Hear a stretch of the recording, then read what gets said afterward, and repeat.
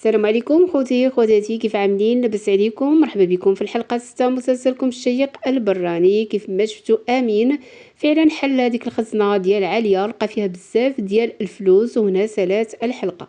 غادي نشوفوا بلي امين فعلا غادي ياخذ هذوك الفلوس، ولكن من بعد غادي تنادم معاه الحال وغادي يرجعهم لبلاصتهم، حيت غادي تفكر بلي عليا دارت بزاف ديال الحوايج على قبله، وبلي فرحانه بالوجود ديالو حتى الا مشى.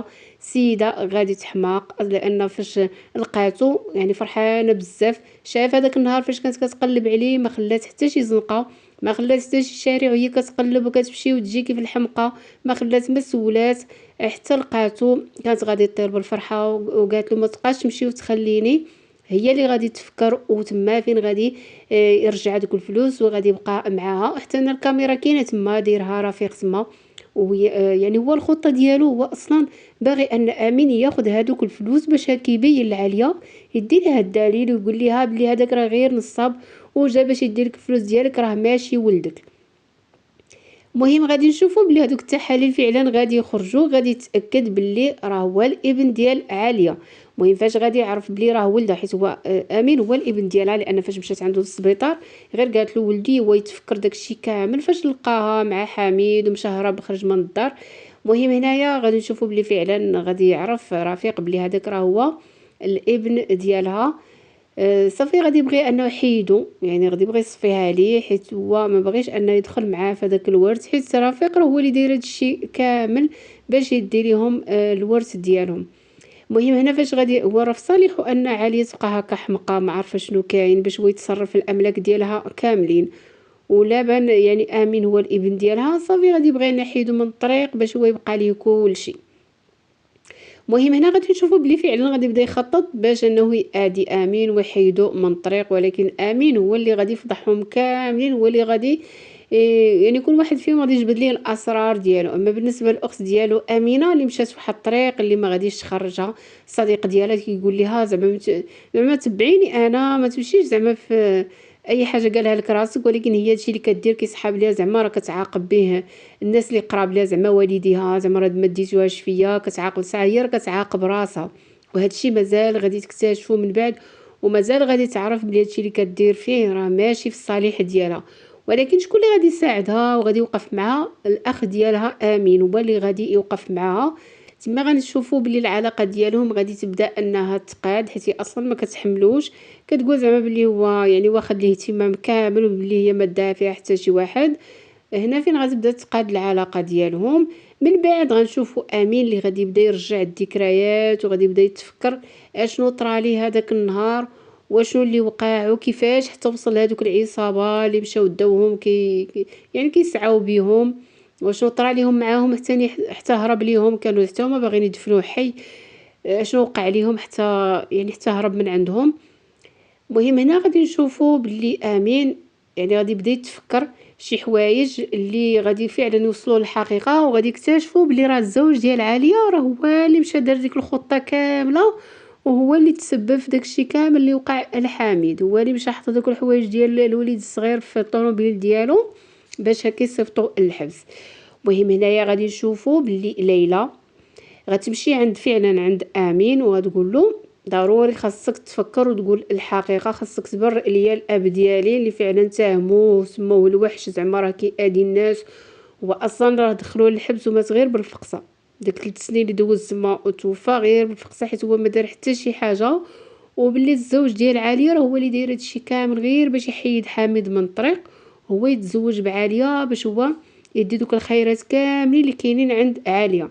ولكن غادي نشوفوا باللي عاليه مازال غتكتشف الزوج ديالها، مازال غتعرفوا على الحقيقه ديالو، حيت غتسمعوا بودنيها فاش غادي يكون ثاني كيهضر وكيخطط باش انه يحيد امين من الطريق. هنا غادي نشوف واحد الوجه اخر عند عاليه، لان اللي قاس ليه امين مشى فيها ما غاديش تعقل عليه. من بعد غادي نشوفوا يعني الشاف ديال العصابه شكون اللي غادي يقلب عليه في الاخير. هي يعني السيده اللي خدامه معاه اللي هي كيبغيها امين، كيبغيها بزاف، ولكن فاش شافها معاه في الدار وكانت كترقص ليه ما عجبوش الحال. مازال غادي يكتشف بلي هي اصلا ما عندهاش مع يعني معاه، وبلي هي اصلا ما كانت ناويه انها تهرب، كانت ناويه انها يعني تجمع حوايجها وتهرب، ولكن السيد اللي كانت باغا تهرب معاه يعني خوا بها ما صدقاتش ليها الخطه. المهم هي كانت باغا تهرب هي وامين، ولكن امين فاش شدوه داو بقاو كيضربوا فيه قالوا ليها صافي غير تهناي، حيت هي كانت قالت له غير خارجه، ولكن قالها بلا ما تجمعي الحوايج ديالك غير سير رجعيهم فين كانوا، زعما راه ما غاديش يجي. كان كيسحب ليهم بلي صافي زعما راه السيد ما عمره غادي يرجع، ولكن جا عندها حتى للدار ومازال غادي تلاقى بيه ومازال غتعرف باللي راهو ما كانوا ناويين يصفيوها ليه. المهم غنشوف مازال بزاف ديال الاحداث في هذا المسلسل هذا، وغادي نشوفوا كيفاش ان ليلى فعلا غادي تبين مازال البراءه ديال الاب ديالها اللي فعلا ما دار حتى شي حاجه، وعاليه هي اللي غادي مازال تحاسب مع الزوج ديالها ملي غادي تعرف بانها راه غير ظلمات حامد وبلي هو ما دار حتى شي حاجه. وفعلا هي كتبغي توصل للحقيقه، ولكن ديما رفيق تيقول ليها لا، راه البوليس شافوا كل شيء وكانت ادله، فعلا كانت ادله، ولكن هو اللي حطها، هو اللي حط ديك الادله تمايا باش كانيت يصيفطوا نيشان للسجن. وفعلا داكشي اللي دار. غادي نشوفوا بلي فعلا داكشي ليلى هي عارفه كل شيء، ليلى عارفه بلي هو اللي دارها، حيت مشيت عنده السبيطار وقالتو انت اللي درتي هادشي كامل وانت اللي وصلتي بابا للسجن وهادشي كله باش يتزوج بعاليه، وفعلا هو اللي خطط. ولكن غادي نشوفوا بلي عاليه مازال غتكتشف في الحقيقه، وحتى البنت ديالو امينه تكتشف الحقيقه ديال الاب ديالها، بلي واحد الراجل اللي خايب بزاف، خصوصا فاش غادي يبدا يخطط باش يحيد امين باش هكا هو يدي الاملاك كاملين. وحتى فاش غتعرف عاليه بلي راه عنده صديقه ديالو، هادشي مازال ما عارفينوش هما، ولكن مازال غادي يعرفوه. مهم غنشوفوا بلي امينه غادي تواجه واحد الظروف اللي صعيبه بزاف، ولكن اللي غادي يوقف معاها هو الاخ ديالها امين، حيت حتى شي واحد من العائله ما داها فيها، لا الاب ديالها عارفه شنو كدير، لا الام ديالها عارفه شنو كدير، حتى شي واحد فيهم ما عارفه بلي كتمشي في الليل كتغني في هذاك يعني الملاهي الليليه، حتى شي واحد ما عارف. ولكن هادشي مازال غادي امين هو غادي يعرف هادشي هذا، هو اللي غادي يساعدها.